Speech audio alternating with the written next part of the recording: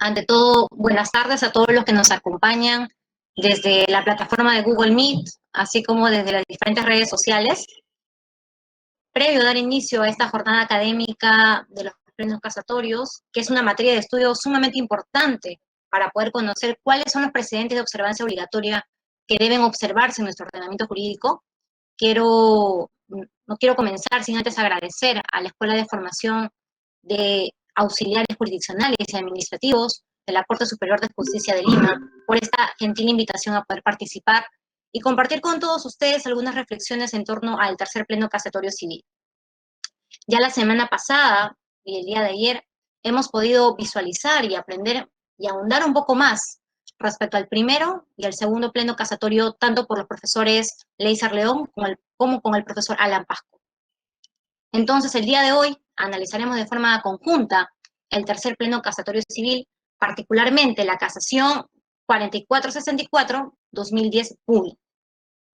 Esta versa sobre un proceso de divorcio por causal de separación de hecho, en la que la temática fundamental y en lo que nos vamos a basar el día de hoy es justamente en el análisis del artículo 345A del Código Civil, particularmente sobre el tema indemnizatorio.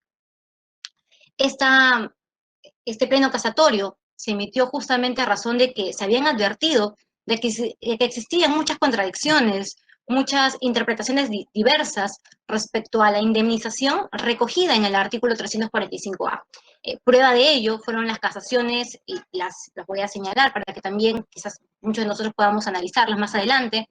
Es el 5106-2009 Lima, la 1585-2010 Lima, la 5512-2009 1. Esas son las casaciones que necesariamente tenemos que revisar para poder también considerar cuál es la línea que venía trazando la Corte Suprema y que concitó a que finalmente se emita este tercer pleno casatorio civil. Entonces, para poder dar inicio a este tercer pleno casatorio civil, es importante, primero, analizar cuál es el artículo que ha traído consigo tanta problemática a nivel de la jurisprudencia y también a nivel de la doctrina peruana. Entonces, veamos a continuación el artículo 345A, que me permito mostrarlo en sus pantallas. Como pueden apreciar, el artículo 345A señala, ¿no?, para poder invocar el supuesto del inciso 12 del artículo 333 del Código Civil, esto es, particularmente en este artículo se hace mención a las causales de separación de cuerpos, en este caso específicamente por un tiempo ininterrumpido de 2 años o de 4 años si hay menores de edad. Se señala aquí, ¿no?, el demandante deberá acreditar que se encuentra al día en el pago de sus obligaciones alimentarias u otras que hayan sido pactadas por los cónyuges del mutuo acuerdo. Veamos el siguiente párrafo, que es el párrafo central. Se sostiene que el juez velará por la estabilidad económica del cónyuge que resulte perjudicado por la separación de hecho. Primer punto importante. Este artículo trae consigo, nos menciona quién es el cónyuge perjudicado. Segundo punto. Este artículo 345A indica, deberá señalar una indemnización por los daños, incluyendo el daño personal, u ordenar la adjudicación preferente de bienes de la sociedad conyugal, independientemente de la pensión de alimentos que le pudiera corresponder. Entonces, es importante considerar que en este segundo párrafo del artículo 345A, si todos estuviésemos con el Código Civil sería genial para poder también analizarlo. En este artículo se hace mención a que el juez velará por la estabilidad económica. Se deberá otorgar una indemnización que incluya el daño personal. Entonces, bajo ese contexto, el objetivo de este tercer pleno casatorio era justamente poder uniformizar los criterios ¿Para qué? Para que más adelante, con las decisiones futuras de los jueces, se pueda emitir una decisión similar ante casos similares. También es importante tener en consideración que con ocasión de ese tercer pleno casatorio se invitó a amicus curiae. En este caso fueron los profesores Leizar León, que nos acompañó con el primer pleno casatorio, y también Alex Plácido. Ambos, en este tercer pleno casatorio, ilustraron respecto a la naturaleza jurídica de la indemnización en los casos de los procesos de divorcio por separación de hechos. Asimismo, analizaron u observaron otras categorías y figuras en torno a esta temática de los procesos familiares. Para estos efectos, también los invito a analizar el tercer pleno casatorio, particularmente las crónicas al tercer pleno casatorio, que es un libro que ha recogido el Poder Judicial y en el que se recogen los principales argumentos del profesor Leizar León y que también han sido analizados por el profesor Nelson Ramírez y que pueden hallarlos en este libro, ¿no? Que es importante también considerarlo. Entonces, ingresemos ahora, habiendo ya señalado el artículo 345A, a lo que es objeto de debate, es objeto de análisis. ¿Cuál es el tercer pleno casatorio? Materia de indemnización en los procesos de divorcio por separación de hecho. El presente caso puede ser resumido de la siguiente manera. Es un caso simple, pero que tiene muchas aristas importantes. El caso puede ser resumido de la siguiente manera. El señor Joaquín Paco interpone una demanda de separación de cuerpos contra su cónyuge, la señora Ortiz, alegando que ésta ya no se encontraba viviendo con ella, ya no se encontraban haciendo vida en común por un periodo mayor al de 2 años. Entonces, como ocasión de la contestación de demanda, la señora Ortiz, además de negar y contradecir los términos de la demanda, agrega la reconvención, formula reconvención, y es allí donde solicita una indemnización por daños económicos y morales que le ha ocasionado su cónyuge. Veamos entonces cuáles son los fundamentos.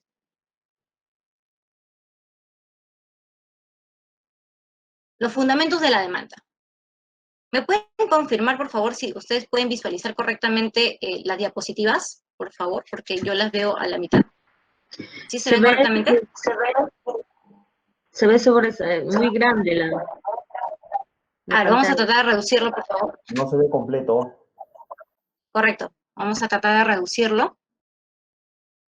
Trajemos así de esta manera mejor, para que puedan visualizarlos de mejor manera. Perfecto. Sí, parece que es un tema de configuración. Correcto. Entonces, analicemos ahora los fundamentos de la demanda.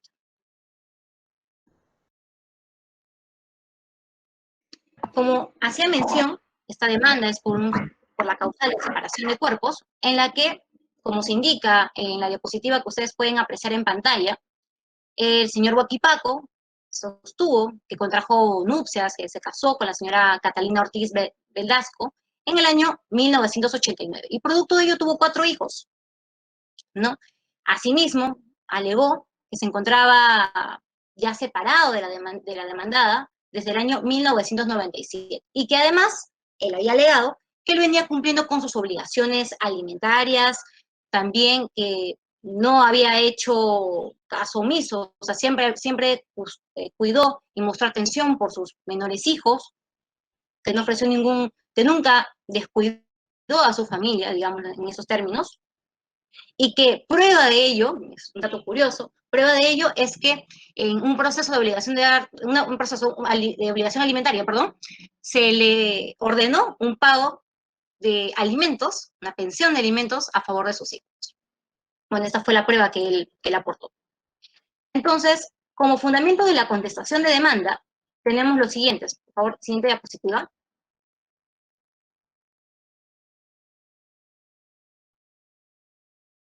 Como fundamento de la contestación de demanda, ustedes van a poder advertir en este caso que la demandada afirmó que convivió con el actor desde el año 1980, es decir, desde que tenía 19 años de edad, y que para poder tener un futuro mejor, no solamente para ella, sino justamente pensando en su familia, pensando en su núcleo familiar, es que en este caso ella, digamos, empujó a su cónyuge a que éste progresara, lo ayudó de forma económica para que éste pudiera continuar con sus estudios, y en este caso en la carrera magisterial, y ella se dedicó al cultivo de café. Alegó también en la reconviniente que en este caso ella lamentablemente, bueno, ya se señala que no, que su esposo hizo abandono de hogar para irse con otra mujer, que esto le ha causado daños morales y en su esfera de aflicción, su esfera sentimental, no solamente de ella, sino también de sus hijos, quienes se vieron desprovistos del cuidado paternal y también de una obligación alimentaria, motivo por el cual ella tuvo que interponer una demanda para que se le pudiera otorgar una pensión de alimentos a sus hijos, ¿no? En este fundamento de la reconvención, la siguiente diapositiva, por favor, pueden apreciar. En el fundamento de la reconvención, ella en específico solicita como monto de reconvención la suma de 250.000 nuevos soles, y ella, a efectos de fundamentar su demanda de indemnizatoria, alega que su cónyuge la amenazaba, la maltrataba, incurría en supuestos de violencia familiar, que le había indicado también que si ella no le otorgaba dinero, pues se lo otorgarían otras mujeres, ¿no? Y que además él se fue con otra profesora e hizo abandono de hogar, ¿no? Entonces es por ello que ella solicita el monto de 250.000 soles. Siguiente diapositiva, por favor. Entonces, en el marco de este proceso judicial, se emite una sentencia de primera instancia. ¿Qué ocurre en esa sentencia de primera instancia? Pues se declara, a efectos del tema central que nos atañe, que es el tema indemnizatorio, se declara fundada, en parte, la indemnización solicitada por la cónyuge y se le otorga como monto indemnizatorio la suma de 10.000 nuevos soles. Puntos importantes que me gustaría compartir con ustedes respecto a la sentencia de primera instancia. En esta sentencia de primera instancia se indica que en este caso se había probado que el demandante solicitó de forma voluntaria el divorcio. O sea, no estuvo atado para poder solicitarlo. Entonces, esto ya de por sí demostraría que no quieren hacer más vida en común, que se quiere disolver el vínculo matrimonial. Que además, en este caso, se acreditó que el cónyuge sí recibió apoyo económico de parte de su cónyuge. Que además, también se había acreditado que se promovieron actos de violencia contra la cónyuge demandada. Y que además rehuyó al cumplimiento de su obligación alimentaria, dando pie a que ésta se vea obligada en imperiosa necesidad de interponer una demanda a favor de sus hijos y de ella. Nota importante a considerar respecto a esta sentencia de primera instancia. Cuando se hace este análisis a efectos del otorgamiento de esa indemnización por 10.000 soles, se hace mención al nexo causal, se hace mención al daño, puesto que en razón al nexo causal se señala el comportamiento que tenía consigo el cónyuge. Se hace mención al daño, a los daños que se le venían ocasionando a la cónyuge provenientes del maltrato familiar, provenientes del abandono. Y es así como al desatender las necesidades básicas de su familia, se le otorga también una suma por el valor de 10.000 nuevos soles. Entonces, dado que no se encontraban ambos conformes con lo resuelto, interpusieron un recurso de apelación. En ese recurso de apelación, ambos, desde sus posiciones, sostenían que no se debían ninguna obligación, que él, es más, él ya se había retirado hace muchos años de la vivienda donde habitaba con la señora, y que además, bueno, negaba el tema de violencia familiar, maltrato y la obligación alimentaria, que hasta la última instancia sostuvo que él sí cumplió con sus obligaciones. Siguiente diapositiva, por favor. En la sentencia de segunda instancia, ustedes van a poder advertir que a los efectos que nos importan, también se confirmó lo resuelto por primera instancia. Puntos importantes a considerar ahora de la sentencia de segunda instancia. ¿Por qué estoy señalando o observando lo señalado en primera instancia y en segunda instancia? Porque esto va a permitirnos justamente trazar cuál va a ser la decisión final de la Corte Suprema. Tengamos en cuenta esos puntos importantes. ¿Qué ocurre en esta sentencia de segunda instancia? Aquí lo que se va a hacer mención es al daño al proyecto de vida matrimonial. Asimismo, se señala que en este tipo de solicitud indemnizatoria, que se deben los cónyuges, ¿no? Por encontrar a un cónyuge más perjudicado con la ruptura del vínculo matrimonial, entonces nos encontramos ante una obligación de tipo contractual. Ambos temas son temas no pacíficos a nivel de la doctrina ni de la jurisprudencia peruana. El primero, el daño al proyecto de vida en la vertiente del proyecto de vida matrimonial.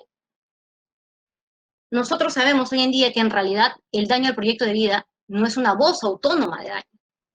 Por el contrario, es un criterio de cuantificación que se utiliza a nivel de la jurisprudencia peruana y que además no se encuentra señalado expresamente o ni reconocido legalmente en nuestro ordenamiento jurídico.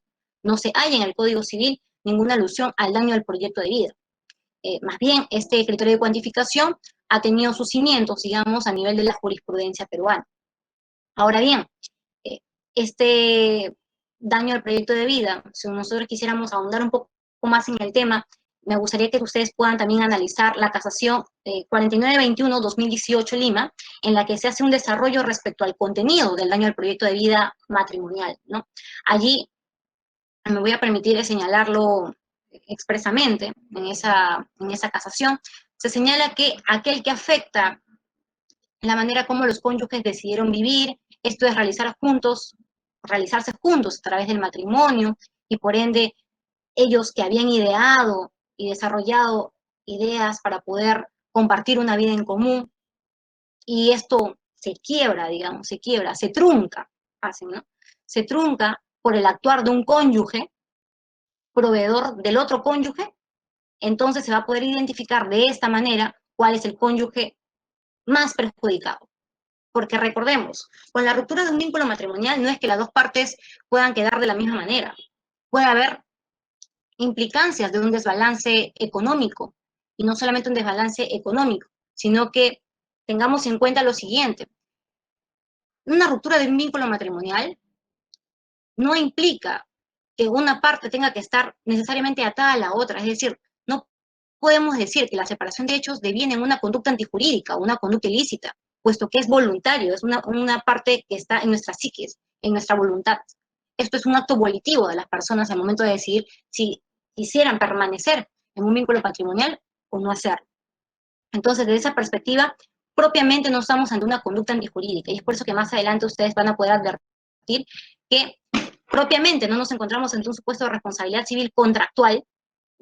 Se señala que sería de responsabilidad civil contractual, puesto que haya sus cimientos o su base en la fuente legal o algún convenio, lo cual es incorrecto, o de naturaleza extracontractual, porque al no ser contractual, entonces quedaría, digamos, como descarte el plano contractual y se aplicarían las normas de responsabilidad civil extracontractual. Sin embargo, ninguna de esas dos posiciones es incorrecta a razón de la distinción entre indemnización y resarcimiento.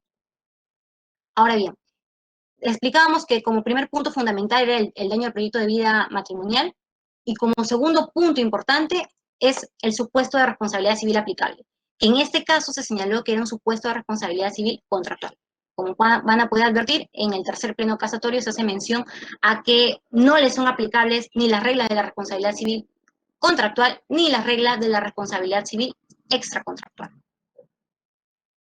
Traigo a colación también lo señalado por el profesor Leizar León respecto del daño al proyecto de vida matrimonial, en el que específicamente se indica que esto en realidad no tiene un fundamento legal, que no es atendible en nuestro ordenamiento jurídico y que claramente es irresarcible, ¿no? Ahora bien, ahora pasemos a analizar cuáles son los fundamentos del recurso de casación. Para señalar que esto fue admitido de forma excepcional. Ahora, como podrán apreciar en su pantalla, la indemnización en el divorcio por separación de hecho va a ser lo que será materia de estudio el día de hoy. Para estos efectos es importante considerar lo siguiente. Se ha sostenido que nos encontramos en una clasificación de divorcio-sanción y divorcio-remedio. Cuando hacemos mención al divorcio-sanción, hacemos referencia a que hay un cónyuge culpable y un cónyuge inocente, siendo las conductas reprochables atribuibles obviamente al cónyuge culpable. ¿Cuáles podrían ser las causas? Las causas pueden ser diversas, pueden ser variadas. Pueden ir desde un adulterio, violencia física, maltrato, atentado contra la vida. Esas serían las causales de divorcio-sanción. Recordemos, en esta causal hay un cónyuge perjudicado, hay un cónyuge culpable y un cónyuge inocente. Ahora bien, Díaz Picasso ha sostenido, a razón de este tipo de divorcio-sanción, que en realidad esto significa un debate sobre la culpabilidad e inocencia y determina justamente la búsqueda, a veces escandalosa, dice, y nada conveniente, de los más escondidos pliegues de la vida conyugal. En el llamado divorcio-sanción, lo que se busca es hallar cuáles son los incumplimientos graves de los deberes dimanantes de la relación conyugal. Por otro lado, tenemos el divorcio-remedio. En este caso, a diferencia del divorcio-sanción, no estamos buscando un cónyuge culpable o un cónyuge inocente, ¿no? No estamos buscando la identificación de esos sujetos, sino que se entiende que con la ruptura de un vínculo matrimonial per se, hay cónyuges perjudicados, ¿no? Pero habría que determinar quién es el cónyuge más perjudicado, producto de la relación, producto de este quiebre de la relación matrimonial.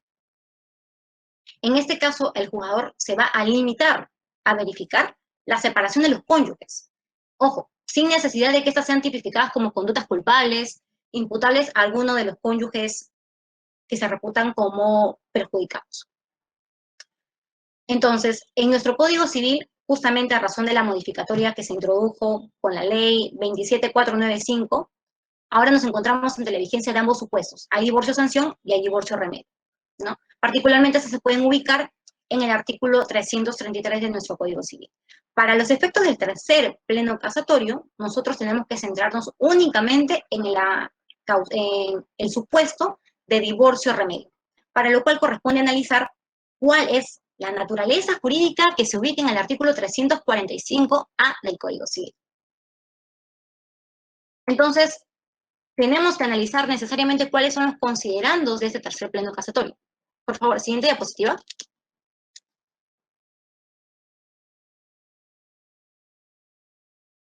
Ok, ¿se puede visualizar? Correcto. En este numeral, en este considerando 49, ustedes van a poder apreciar que se indica que, como se ha visto en nuestro sistema jurídico, el divorcio por la causal de separación de hechos se sustenta en una causa no inculpatoria. Y recordemos que estamos hablando del divorcio remedio, no del divorcio sanción. Por cuanto puede demandar el divorcio cualquiera de los cónyuges, sea culpable o inocente. Esto a diferencia justamente del divorcio sanción, ¿no? Dice, y aun cuando haya mediado acuerdo de los cónyuges para el apartamiento. En consecuencia, la indemnización, o en su caso, la adjudicación de bienes de la sociedad conyugal, se debe establecer a favor de quién? Del cónyuge más perjudicado con la separación de hecho. Y esta indemnización debe comprender tanto el menoscabo patrimonial como el daño de la persona en el que se comprende el daño moral. Entonces, primeros puntos en discusión a razón del artículo 345A que hace un momento se los había mostrado. Cuando se hace mención a que el juez debe velar por la estabilidad económica del cónyuge más perjudicado y que debe otorgar una indemnización, surge una primera interrogante. ¿Quién es el cónyuge más perjudicado? Surge también una segunda interrogante. ¿Cómo pruebo quién es el cónyuge más perjudicado? Y finalmente, la tercera interrogante, la más importante, es, ¿el juez tiene que otorgar una indemnización de forma, o sea, solamente a pedido de parte, respetando el principio de congruencia, o puede otorgarlo de oficio? Ojo que este artículo 345A sostiene de forma clara, deberá, el juez deberá. Si consideramos que esta es una obligación, entonces, si la otra parte no solicita de forma expresa una indemnización, ¿se le debería otorgar una indemnización? Eso también fue un punto a debatir en este tercer pleno casatorio. Entonces, ahora veamos el siguiente considerando que es el numeral 50. ¿Pueden apreciarlo en pantalla? Correcto. Es observable, digamos, el contenido de este pleno casatorio por diferentes aristas, no solamente por hacer mención al daño al proyecto de vida matrimonial, no solamente por hacer mención a la naturaleza jurídica de la indemnización, o indicar que no es un supuesto de responsabilidad civil contractual ni extracontractual, sino porque se incurren graves contradicciones al indicar, por un lado, que no nos encontramos ante un supuesto de indemnización, sino tampoco ante un supuesto de resarcimiento u otras que ahora pasaré a detallar, sino que nos encontramos ante una obligación legal. Pareciera que hubiera una confusión con las fuentes, ¿no? Una obligación indemnizatoria, una obligación resarcitoria. Veamos entonces en el numeral 50, ¿quién será el cónyuge más perjudicado? Según la Corte Suprema, para poder, dice, ¿no? Es necesario precisar que la referida causal de divorcio, si bien se sustenta en un criterio objetivo, en donde es indiferente la culpabilidad del cónyuge en la separación del hecho, para la determinación de la indemnización, ¿qué es necesario? Se hace necesario recurrir a ciertos elementos de la culpa o dolo, a fin de identificar al cónyuge más perjudicado. Y en ese sentido, dice, ¿no? Se considerará como aquel, o sea, el cónyuge más perjudicado, al que no dio motivos para la separación de hecho. Segundo, que a consecuencia de esa separación se ha quedado en una manifiesta situación de menoscabo y desventaja material con respecto al otro cónyuge y a la situación que tenía durante la vigencia del matrimonio. Y tercero, que ha sufrido daño a la persona, incluso el daño moral. Ustedes pueden estar advirtiendo que se hace mención al dolo y a la culpa. Estamos partiendo de la premisa que en el tercer pleno casatorio no se hace mención a ni indemnización ni a resarcimiento, sino a una obligación legal. Sin embargo, aquí se hace mención a la culpa y el dolo. Sigamos, ahora con la naturaleza jurídica, que es un tema importante en este caso. En el considerando 53 de este tercer pleno casatorio, se indica, ¿no? Para poder determinar la naturaleza jurídica de la indemnización, ya la doctrina ha señalado diversos enfoques, diversas posturas respecto a la naturaleza jurídica de la indemnización contenida en el 345A. Algunos sostienen que esta indemnización que se recoge en este artículo es de carácter alimentario. Dicen que es de carácter alimentario, ¿por qué? Porque la pensión alimenticia procede de la situación de necesidad, ¿para qué? Para poder cubrirlas. Y el sustento se encuentra justamente en un vínculo familiar de origen legal, ¿no? A diferencia de la compensación, ¿no? La compensación procede por un concepto de desequilibrio económico que se produce entre los cónyuges. Luego se dice que tiene un carácter reparador. ¿Por qué? Porque la compensación tiene como finalidad reparar el perjuicio que el cónyuge padece a raíz de la ruptura de este vínculo matrimonial. También se sostiene que esta indemnización puede tener un carácter indemnizatorio. ¿Por qué? Porque esa prestación tiene que cumplirse mediante un solo pago, un pago único, no es como la pensión alimentaria, por eso que no tiene carácter alimentario, dice que se paga de forma periódica, no, este es un solo pago, y que además, para poder establecer u otorgar un monto indemnizatorio, es necesario acreditar un desequilibrio en relación con el otro cónyuge y en relación con la situación anterior a la ruptura matrimonial. En este caso dicen, ¿no? La prestación no deriva de un supuesto de responsabilidad civil y por tanto no se sustenta ni en la culpa ni en el dolo del cónyuge a quien se le va a imponer un pago. Y finalmente, que es la posición que va a adoptar el tercer pleno casatorio, se indica que sería una indemnización de carácter de obligación legal. ¿Por qué? Porque la norma lo impone. La norma impone el pago de una prestación a favor del cónyuge que resulte justamente más perjudicado, ¿no? Del cónyuge con la posición más débil, ¿no?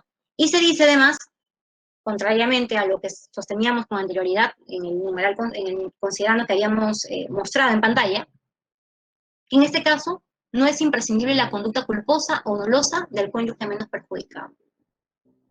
¿Cuál es el fundamento, entonces, legal de poder catalogarlo como una obligación legal?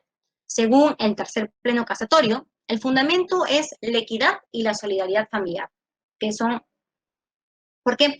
Porque justamente lo que no pueden verse menoscabado, no puede verse dañado, son daños familiares, ¿no? Conocidos como daños endofamiliares.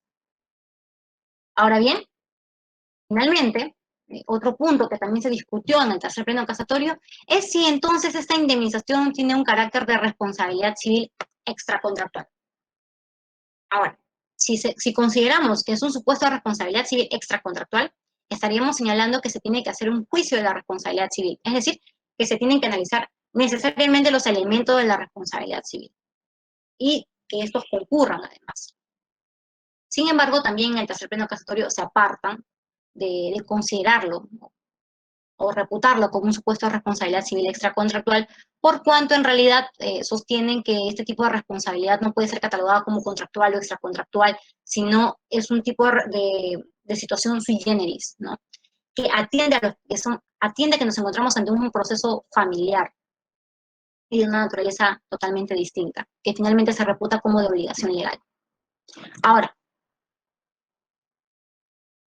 habiendo tenido en cuenta estos puntos o parámetros que señalan en el tercer pleno casatorio, para mí es importante, por lo menos liminarmente, tener una claridad respecto a lo que se entiende por indemnización y por resarcimiento, porque como hemos visto, en el tercer pleno casatorio se incurren contradicciones, ¿no? Se dice que es una obligación de carácter legal. Ahora, si es una obligación de carácter legal, ¿es indemnizatoria o de resarcimiento?, ¿no? También se sostiene que en realidad sería una obligación legal, pero cuando uno observa sus considerandos, se hace mención al daño, a la antijuridicidad, se hace mención al nexo causal.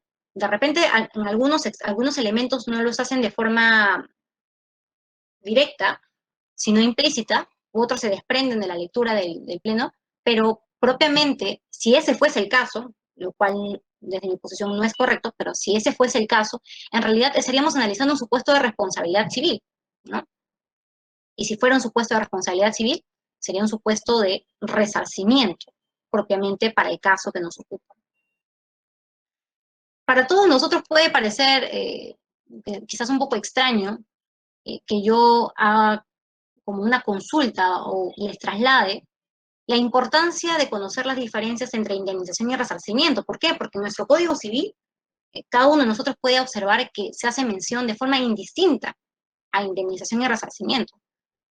Para muestra hay muchos artículos en los que se puede apreciar que se parte de señalar que hay una indemnización que se debe otorgar y se termina diciendo que es un supuesto de resarcimiento, ¿no?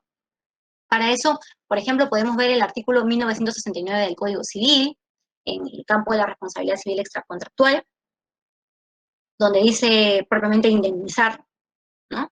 Luego, siguiendo en el campo de la responsabilidad civil extracontractual, si nos remitimos al artículo 1970 del Código Civil, podemos tener en cuenta que aquí se hace mención a una reparación, y si nos vamos ahora, si retrocedemos un poco al artículo 1321 del Código Civil, ustedes van a poder apreciar que se hace mención tanto al resarcimiento, que es como se inicia la lectura de ese artículo, y luego se hace mención a la indemnización. Entonces, nuestro Código Civil en realidad señala como indemnización y resarcimiento, o los catalogan como sinónimos, ¿no? Pero en otros sistemas jurídicos, como en Francia, en Italia, en Alemania, sí se hace un distingo entre resarcimiento e indemnización. Es importante también considerar que, por ejemplo, el profesor Gastón Fernández Cruz ha señalado, y cito en este caso, que el concepto de indemnización, tanto por su uso asentado, dice, ¿no?, en la conciencia jurídica, debe considerarse como sinónimos tanto el término de indemnización como resarcimiento. Los profesores Leizar León, Rómulo Morales, Beltrán Pacheco sostienen la tesis de la diferenciación de los mismos, de indemnización y resarcimiento, y para ello nos dotan de diversidad de ejemplos en los que justamente se hace mención en el código a supuestos de resarcimiento cuando en realidad son supuestos indemnizatorios. ¿Cuáles son las principales diferencias entre indemnización y resarcimiento? Puntualmente, mientras que en el resarcimiento propiamente se hace un análisis del juicio de la responsabilidad civil, es decir, en este caso sí se tienen que analizar todos los elementos de la responsabilidad civil. En el Perú se hace mención al daño, la antijuridicidad, factor de atribución, nexo causal. A diferencia del resarcimiento, en la indemnización no se requiere este juicio de la responsabilidad civil.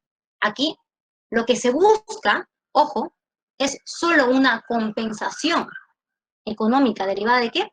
De un desequilibrio económico, nada más. Solo se busca una compensación.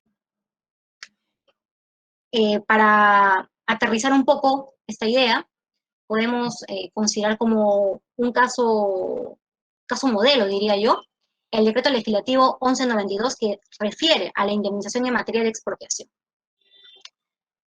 Nosotros, si analizamos la indemnización que se otorga por expropiación, ¿podemos considerar que este sería un supuesto de indemnización o un supuesto de resarcimiento? Sí, consideramos que fuera un supuesto de resarcimiento, tendríamos que hacer un análisis del juicio de la responsabilidad civil. Y si nos remitimos a lo que sostiene la jurisprudencia peruana al considerar como elementos necesarios para ese análisis del juicio la antijuridicidad, o sea, me estoy ciñendo a lo que señalan en la jurisprudencia peruana, entonces, ¿cuál sería entonces la conducta antijurídica en el caso de una indemnización por expropiación? ¿Cuál sería?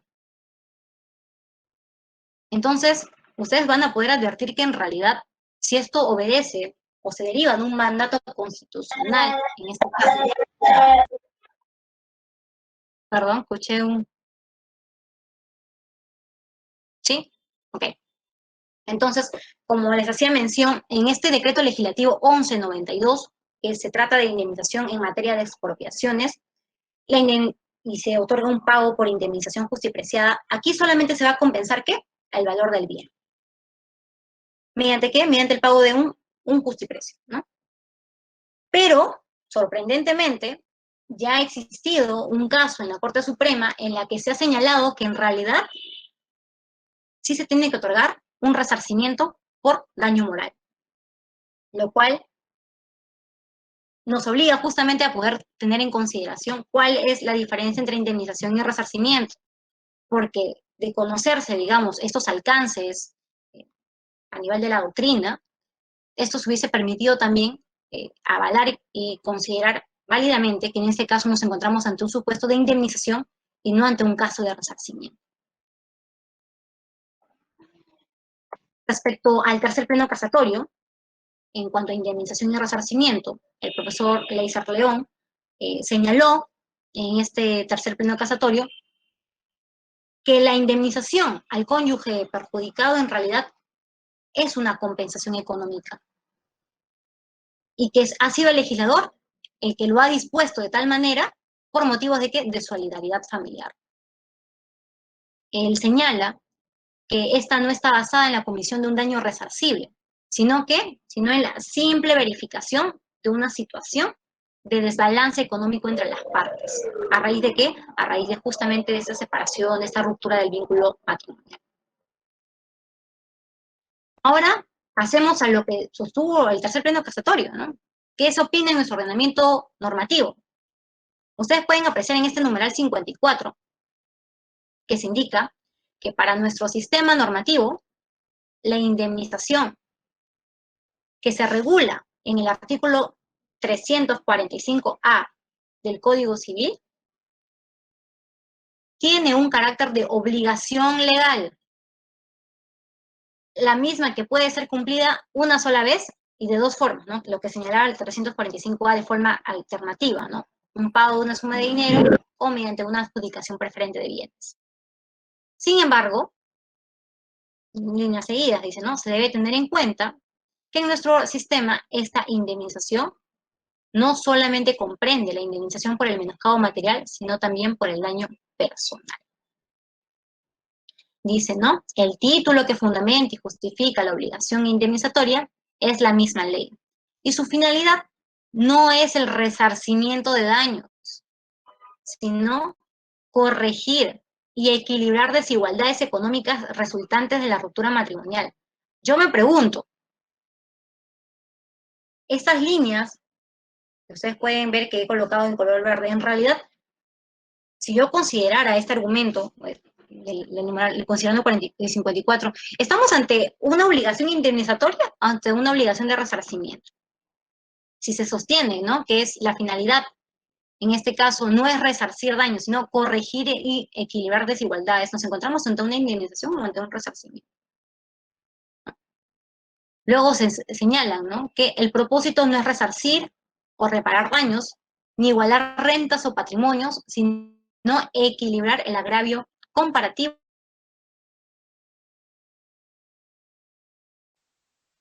de las situaciones que se comparan sin que dejen de ser iguales.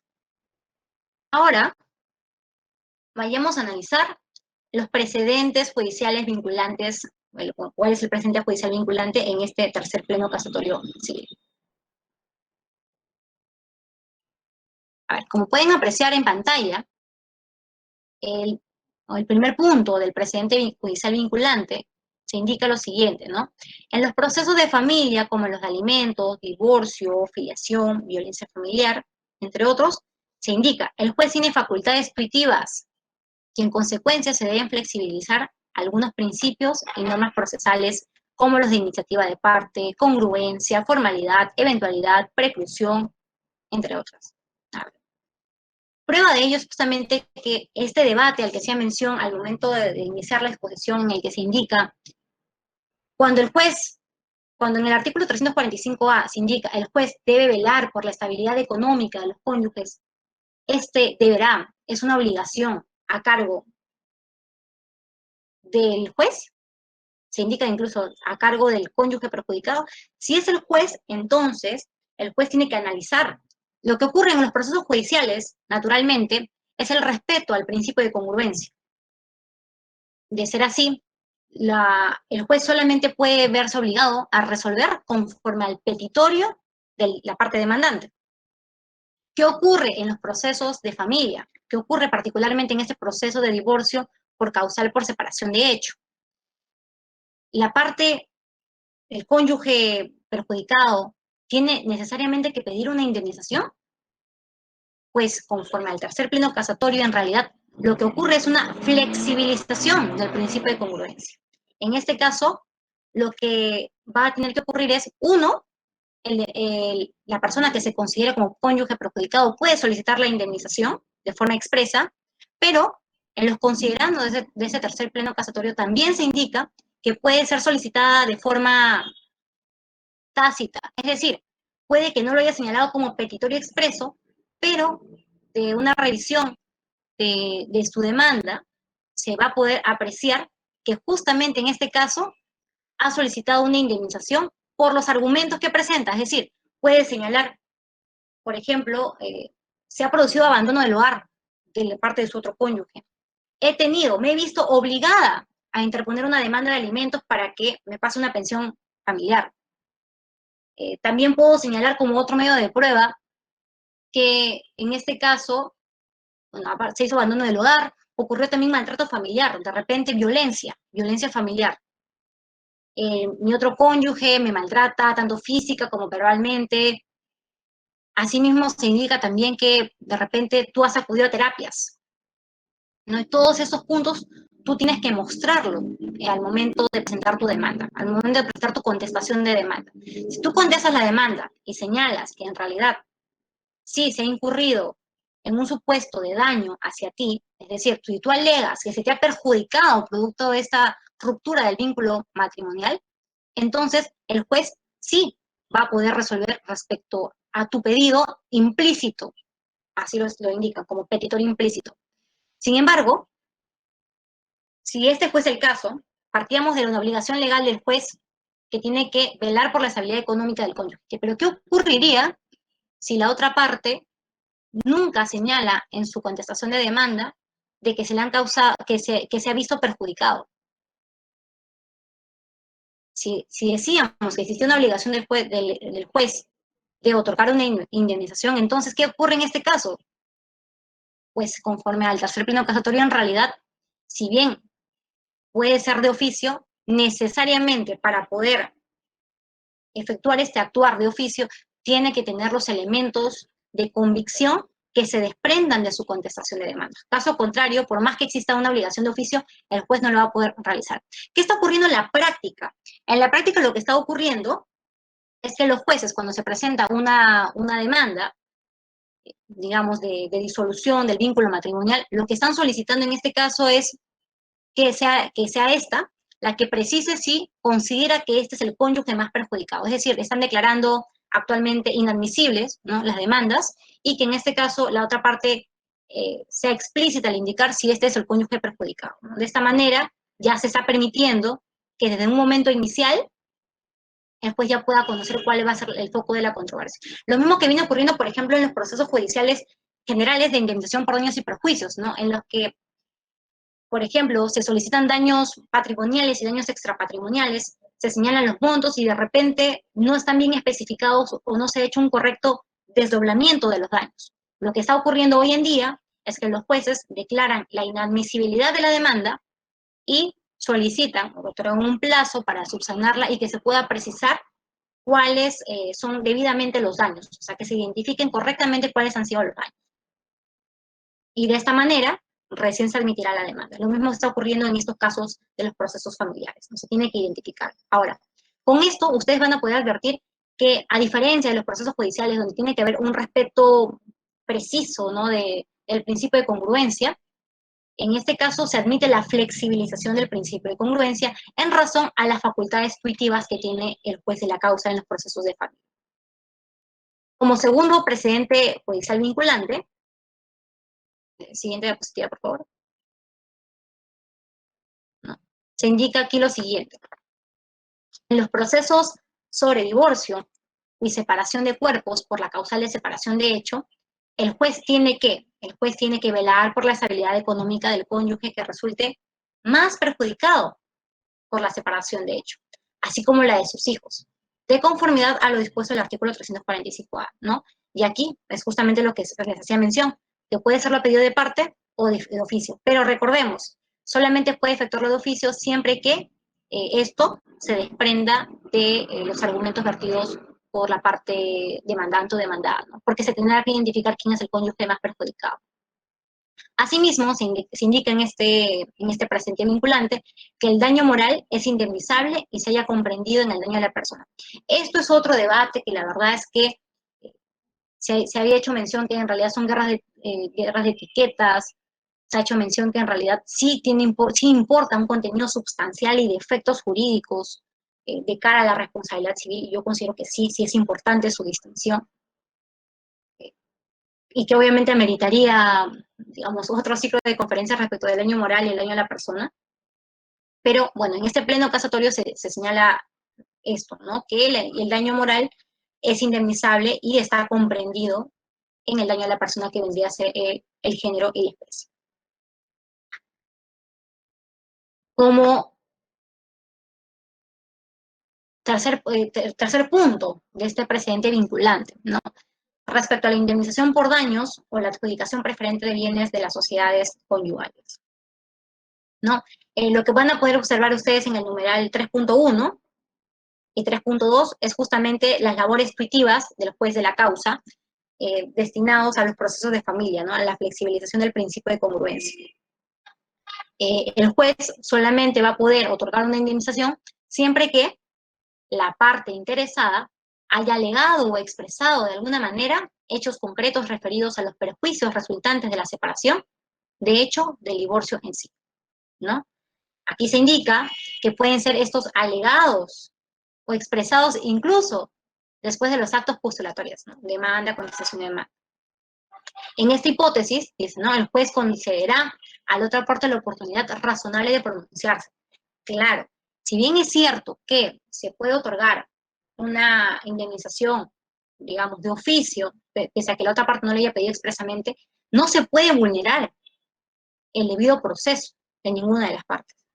No se puede vulnerar. Por eso que se hace mención a que se tendría que promover un contradictorio de las partes para que se puedan defender de lo que sería el objeto final de la controversia, ¿no? Y se tendría que colocar también como punto controvertido, ¿no? Ahora, En el 3.4 se indica, ¿no?, que el juez se pronunciará sobre la existencia de la condición del cónyuge más perjudicado según se haya formulado y probado la pretensión de la alegación respectiva, o sobre la inexistencia de aquella condición si no existieran elementos de convicción necesarios para ello. Finalmente, el 3.5 para el numeral 3 justamente hace mención a la tutela jurisdiccional efectiva y el derecho al debido proceso. En el numeral 4 se hace mención a que, si bien es cierto que se puede otorgar una indemnización, se tienen que considerar los siguientes criterios, las siguientes circunstancias al momento de otorgar una indemnización. ¿Cuáles son? Y esas son las que también tenemos que tener en cuenta cuando nosotros busquemos interponer una demanda de divorcio por causal de separación de hechos y que traiga consigo una indemnización. Primero, el grado de afectación emocional o psicológica. Segundo, la tenencia y custodia de los hijos menores de edad y la dedicación al hogar. Tercero, si dicho cónyuge tenía que demandar alimentos para él y sus menores hijos ante el incumplimiento del cónyuge obligado y se ha quedado en una manifiesta situación económica desventajosa y perjudicial. Entonces, si nosotros queremos interponer una demanda de separación, de hecho, lo que tenemos que considerar son medios probatorios para poder acreditar una indemnización. ¿Cuáles son? Uno, de repente supuestos de violencia familiar, ¿no? De repente hay constataciones a nivel policial en la que se demuestra este comportamiento agresivo del otro cónyuge, ¿no? Asimismo, si de repente tú, en tu calidad de cónyuge perjudicada, te has visto en la obligación de interponer una demanda de pensión alimenticia, no solamente a favor de tus hijos, sino también a tu favor de repente.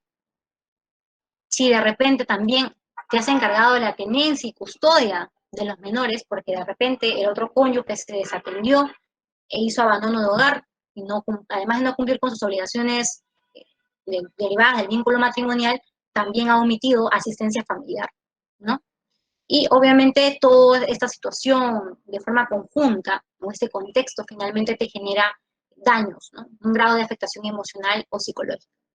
Para esos efectos, los jueces están considerando las terapias que que pueda haber tenido el cónyuge más perjudicado. Como punto 5, se indica que el juez superior integrará la resolución impugnada de primera instancia cuando se hayan omitido el pronunciamiento expreso sobre la existencia o inexistencia del cónyuge más perjudicado, justamente en razón a de que el 345A hacía mención a un deber, a una obligatoriedad del juez de pronunciarse respecto de quién es el cónyuge más perjudicado. Pero ojo, nuevamente, esta obligación solamente se produce en cuanto de los hechos que se han expuesto en el caso, demandante o demandado, se pueda advertir que hay un cónyuge más perjudicado, ¿no? En el numeral 6, en lo casatorio, se indica que la indemnización o la adjudicación de bienes tiene una naturaleza de obligación legal cuya finalidad es corregir un desequilibrio económico. Nuevamente surge la interrogante: ¿es o no es una obligación legal? Nos encontramos ante un supuesto de indemnización que no requiere un juicio de responsabilidad civil, o nos encontramos ante un supuesto de resarcimiento que sí lo requiere, ¿no? Según el tercer pleno casatorio, nos encontramos ante una obligación de carácter legal. Sin embargo, de los fundamentos se puede advertir que en realidad se estaría haciendo mención a un supuesto de resarcimiento. Cuando ustedes puedan revisar mayores materiales respecto al tercer pleno casatorio, yo le voy a pasar a Kenia no solamente las diapositivas que les estoy mostrando a continuación, sino también otros materiales que me parecen necesarios poder tenerlos a la vista para poder profundizar un poco más en el tercer pleno casatorio, que en realidad es un pleno bastante amplio, con muchos temas a debatir. Se tiene que considerar en este caso que algunos autores van a hacer mención que en realidad nos encontramos ante un supuesto de indemnización, y ello obedece a que en realidad consideran o asimilan indemnización a resarcimiento, así que tengamos cuidado al momento de efectuar las lecturas. tenemos que considerar cuál es la postura del autor, si el autor considera que es una indemnización o es un supuesto de resarcimiento, y a partir de ello poder efectuar una lectura correcta del artículo o de la investigación o ensayo que tenga el autor. Entonces, si de repente se hace mención a que consideran que el tercer pleno casatorio en realidad habla de una indemnización, es porque la clasificación que se considera es un supuesto de similitud entre indemnización y resarcimiento. Pero en realidad, al hacer mención en el tercer pleno casatorio a los elementos de la responsabilidad civil, propiamente se estaría hablando de un supuesto de resarcimiento, que como decía, desde nuestra posición tampoco es correcto. Ahora, para considerar lo siguiente, es importante tener en cuenta que este tercer pleno casatorio incurre en diversos hierros. Se sostiene que nos encontramos ante una obligación legal, y con esto quiero concluir la ponencia del día de hoy. Sin duda, el tercer pleno casatorio es un tema para debatir y profundizar. He tratado de presentar una ponencia con puntos de actualización, con puntos de los precedentes vinculantes e identificar justamente las falencias que tiene este tercer pleno casatorio, pero obviamente son muchísimas. Gracias, William Durán, por la pregunta. ¿No? William Durán nos consulta lo siguiente. ¿Es complicado determinar un monto indemnizatorio para el daño moral? ¿Qué debemos tener en cuenta para fijar el monto indemnizatorio? Gracias, William Durán, por la pregunta. Esto es un tema sumamente debatible. En realidad, no tenemos un parámetro para poder fijar, al menos del sistema peruano, que nos permite determinar a cuánto asciende el monto indemnizatorio por conceptos de daños morales. Ustedes van a poder advertir que incluso cuando se puede revisar la jurisprudencia peruana, existen casos de fallecimientos de menores o inclusive casos de violencia familiar o casos de supuestos de mala praxis o supuestos derivados de incumplimiento de contratos, y no hay un parámetro. No tenemos un parámetro para poder determinar a cuánto asciende el daño moral. Yo creería que solamente podríamos tener en consideración, digamos, como parámetro cuál es el daño moral si tuviéramos un sistema eficiente, un sistema que nos dote de predictibilidad. Y eso solamente se podría permitir si tuviéramos la digitalización, digamos, ¿no? Si tuviéramos un sistema que canalice justamente todas las jurisprudencias, que estén sistematizadas, como ocurre, por ejemplo, con el sistema mexicano. En el sistema mexicano ustedes van a poder apreciar que ellos tienen un sistema web, un sistema de jurisprudencia en el que ustedes van a poder identificar tesis contradictorias, van a poder identificar cuáles son las jurisprudencias que se han adoptado en mayoría y que tienen vinculación. Lo que ocurre es que en el sistema peruano, en realidad, si bien existen posiciones, la jurisprudencia no es fuente de derecho. Y esa es una posición particular, la sostengo, porque en realidad hay un debate respecto a este tema. Entonces, para responder tu pregunta, justamente estos serían los alcances. No tenemos un parámetro de determinación del daño moral. Y eso, si le sumamos el daño al proyecto de vida, que en realidad es un punto más cuestionable todavía, porque el daño al proyecto de vida no haya fuente legal, no se encuentra en el Código Civil. Si bien se hace mención a que este se deriva de la Constitución Política del Perú, que en realidad se deriva de los derechos de la libre personalidad de cada uno de nosotros, lo cierto es que el daño al proyecto de vida lo que viene produciendo en realidad es otorgamientos indemnizatorios de forma indistinta y que se reputan incluso por algún sector de la doctrina también peruana como discriminatorios, ¿no? Se ha hecho en muchas ocasiones mención al caso de los accidentes de tránsito, ¿no? ¿Qué pasa si al que se le afecta finalmente es un profesional? ¿Qué pasaría si se le afecta de repente a una persona de menos posición económica? ¿No? Hay una distinción muy clara respecto del daño del proyecto de vida. A ver, sigo todavía no he terminado, pero... gracias, Juan Luyo. Él consulta, ¿no? ¿Está usted de acuerdo con que se haya incorporado el daño a la persona o considera que dicha figura debe ser expulsada del Código Civil en la próxima reforma?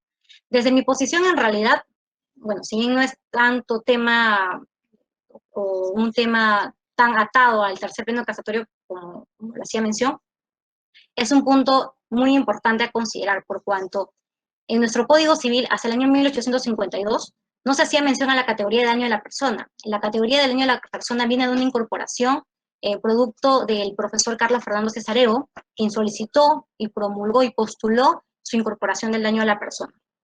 Ahora, lo cierto es que el daño a la persona no haya raigambre en fuente legal en el Código Civil y solamente se haya regulado en un supuesto, en el Código Civil, como específicamente lo señala Juan Lullo. Entonces, desde mi posición, en realidad, el daño a la persona se encuentra subsumido en el daño moral. Yo consideraría que solamente deberíamos quedarnos, digamos, siguiendo la lógica que nos indica Juan Lullo, con el supuesto eh, de daño moral. Perdón, es que estoy viendo varias preguntas a la vez. Noelia nos pregunta, en la actualidad, ¿cómo están valorando los magistrados al cónyuge más perjudicado? Para poder considerar quién es el cónyuge más perjudicado, están teniendo como criterios los siguientes. Uno, si esta persona ha sufrido maltrato o violencia familiar. Dos, si esta persona en realidad ha tenido que demandar una obligación de alimentos a su favor o a favor de sus hijos. Tres, si ha recibido de repente terapia física o psicológica, ¿no? Y eso también se puede incluir en este caso. Cuatro, ¿cuál es su situación económica a diferencia de cuando se inició el matrimonio a la actualidad, ¿no? Esos serían uno de los argumentos que se tendrían que considerar. Y bueno, para terminar mis conclusiones, bueno, si ustedes también, me gustaría atender todas sus preguntas, podrían escribirme también, le voy a dejar mi correo electrónico a Kenia para poder responder todas sus preguntas. Me gustaría concluir con unas ideas finales respecto al tercer pleno casatorio. ¿No? Si bien se sostiene que nos encontramos ante una obligación legal que no tiene carácter resarcitorio ni indemnizatorio, sino de una obligación legal, ¿no? Se indica expresamente, ¿no?, que la finalidad de la obligación legal del segundo párrafo del artículo 345A no es resarcir, sino corregir y equilibrar desigualdades económicas resultantes de la ruptura matrimonial. Pero eso considerando se hace mención al daño, al nexo causal, al factor de atribución, al hacer mención al dolo y la culpa, ahí van a analizar si se cumplió con el deber de fidelidad o si se ha incurrido, por ejemplo, en violencia. Por lo que pareciera que nos encontramos en realidad ante un supuesto de resarcimiento, pero tampoco esto sería válido desde nuestra posición. Como segundo punto de conclusión final, consideramos que nos encontramos en realidad ante una obligación indemnizatoria, por cuanto lo que se busca en este caso, a diferencia del resarcimiento y del juicio de la responsabilidad civil, es una compensación económica por motivos de solidaridad familiar, por lo que solamente bastaría acreditar la existencia de un desbalance económico en relación al momento del vínculo matrimonial. Hay que hacer en este caso un análisis comparativo de cómo se inició el vínculo matrimonial y cómo termina, ¿no?, para poder analizar cuál es este desbalance económico. Y tercero, para poder efectuar un otorgamiento de una obligación indemnizatoria, se tiene que considerar que, y con eso también respondo a otras preguntas que estoy advirtiendo, tienen que considerar ustedes la edad, el estado de salud, la posibilidad real de esta persona que se pueda reinsertar en el plano laboral, ¿no?, la dedicación del hogar y a los hijos menores, el abandono del otro cónyuge que tuvo que demandar una obligación alimentaria, cuánto duró el matrimonio, así como las condiciones económicas, sociales y culturales de ambas partes. En efecto, Alexandre Carrasco Nicolás, con esto termino la ponencia del día de hoy. En efecto, es cierto, el profesor Carlos Fernández Cesareo sostenía que el daño moral debería ser eliminado por cuanto él consideraba que existía una relación de género-especie, en realidad, ¿no? Sin embargo, esto, desde mi posición, no es ideal, pero es una posición. Yo consideraría que en realidad, siguiendo la suerte de cómo venían siguiendo nuestro ordenamiento jurídico respecto al otorgamiento únicamente de daños morales, entonces nunca, hasta el momento de la incorporación del daño a la persona, no se necesitó recurrir a la figura del daño a la persona para poder otorgar indemnizaciones. No se requirió. Entonces, si no se requirió, en realidad, siempre se otorgó una indemnización integral, ¿no?, atendiendo al principio de reparación integral de la víctima, que en realidad es un ideal, pero es a lo que se postula. Muchas gracias a todos ustedes por la participación el día de hoy. De verdad les agradezco. Muchas gracias por todas sus preguntas. Cualquier cosa, pues, pueden comunicar el correo electrónico que estoy dejando en pantalla. También voy a pasar las diapositivas a Kenia. La verdad, muchísimas gracias, Juan Luyo, Ayrton Ledesma, Noelia Guayanca, Javier Robles Collantes, Nicolás Castillo, Joe Sagua Guindao, Keida Aguilar, León Quiñones. Muchísimas gracias por sus palabras. Cualquier cosa pueden, David Velarde, muchísimas gracias por las palabras de ustedes. Muchísimas gracias. Sí, entonces, con eso sería todo por el día de hoy. Muchísimas gracias, Kenia. Agradezco a todos ustedes por la invitación a participar y espero poder contar con ustedes en una próxima oportunidad. Muchísimas gracias.